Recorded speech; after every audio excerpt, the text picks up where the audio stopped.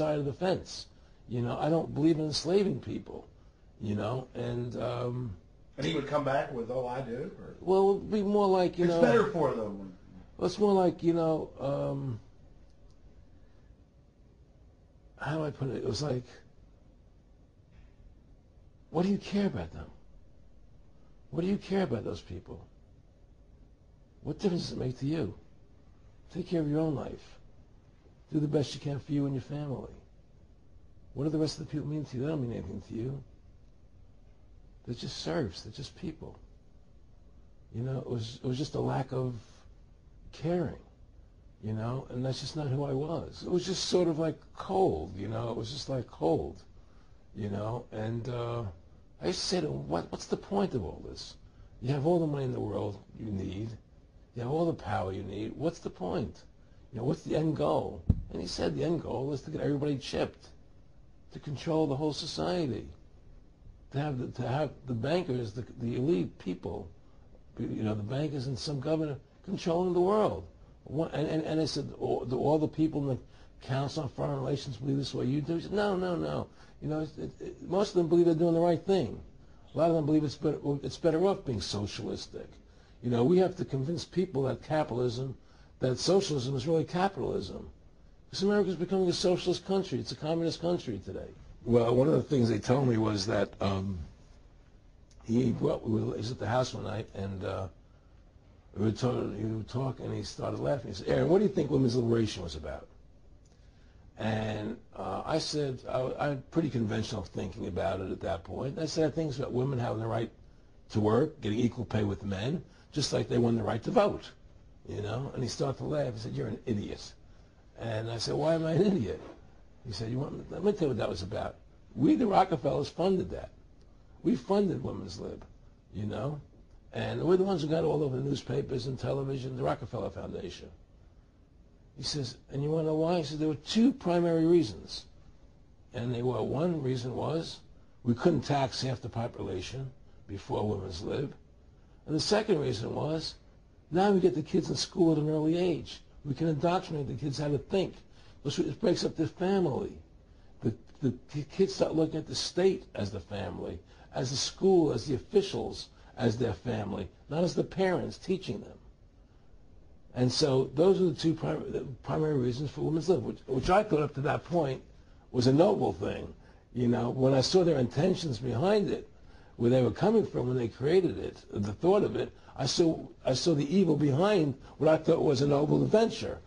Aaron, did you know that Gloria Steinem, in one of her own books, now admits the CIA funded Miss Magazine? No, I had no idea about that. No, I never heard that. Yeah, we're going to... CIA funded Miss Magazine? Funded Miss Magazine with the stated goal of taxing women and breaking up the family. No kidding. I never heard that. Well, Nick told me. I mean, I know it, but not because I know the CIA was involved in it. Well, Gloria Steinem was proud of it. Oh, the CIA wanted to help me help women. No kidding. So they funded it, yeah. And of course, it's divide and conquer. Right, and what they do is they focus in, obviously, on real problems. Women were getting shafted in many ways, but the elite wasn't planning to help them. They were planning to really shaft them and take men away from them. Look at what they did with black families. You only had about 10% illegitimacy 50 years ago in black communities, and now it's over 90%. And look at welfare. You were going to give you some money, but you can't have a man in the house. Right. And so that was further to degrade the family, Yeah. totally destroyed. And now illegitimacy is over 50% in the general population. Right.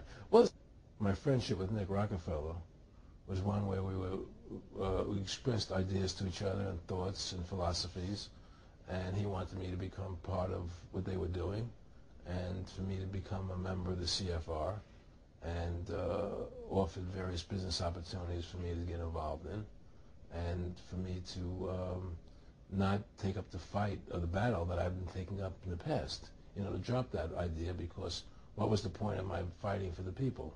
I was a guy who was very successful in the movie business, and I saw the truth of what was happening. I tried to express it to the people, and rather than having me express it to the people, they wanted me to join their side because I was a mover and a shaker, and rather than me opposing them, to join them. It was real simple, and he tried to recruit me into that situation, and I didn't go for it. Did he get angry when you didn't go for it? No. And, you know, it was like, you know, I remember one time he said to me, You join it, so you have an ID card there, and you have a chip, and your chip will say KMA on it.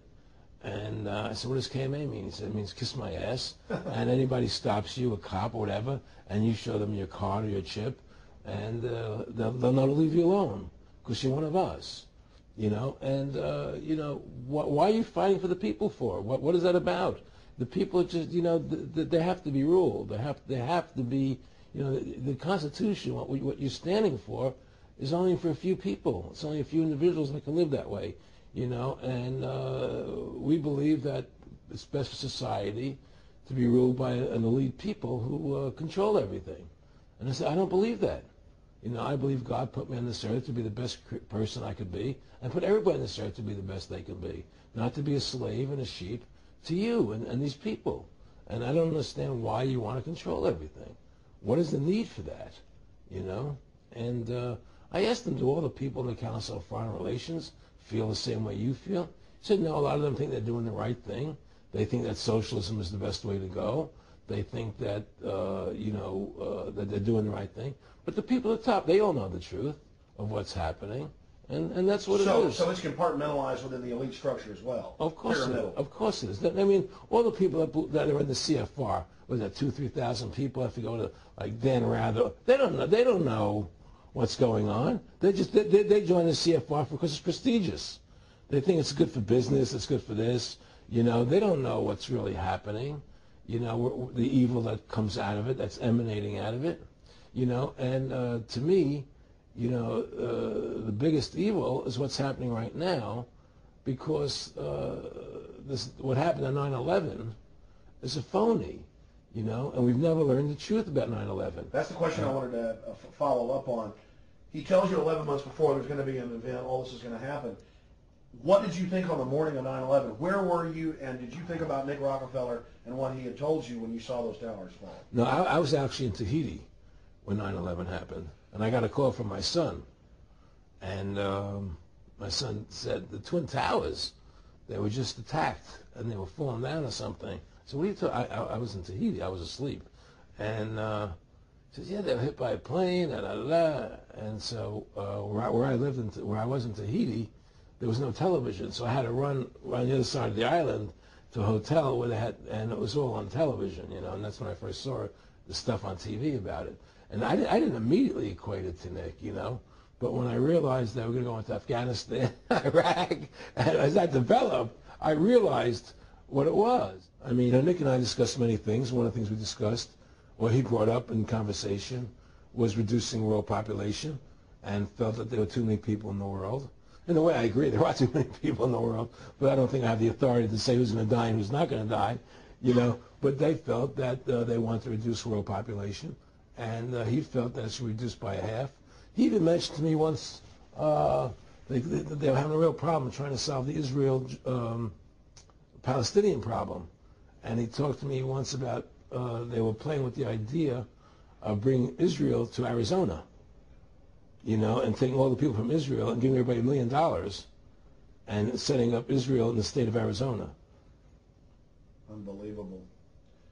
To end that problem, because that's a problem that they're not in charge of, in a sense. They're not controlling that problem. Did you ever talk to Nick Rockefeller after he told you all this and then 9/11 took place? No. But he did. He told me that you're going to see men running around caves looking for Osama bin Laden. You're going to see men looking for, these guys, and they're going to be, They told you it was all going to be bull. It's a phony. The whole thing is a fake. It's a fraud. Was he laughing, or was he just coldly saying this? No, it was more laughing. Cynical. Laughing. It was more like, how stupid everybody is. Look how stupid everybody. We can do whatever we want.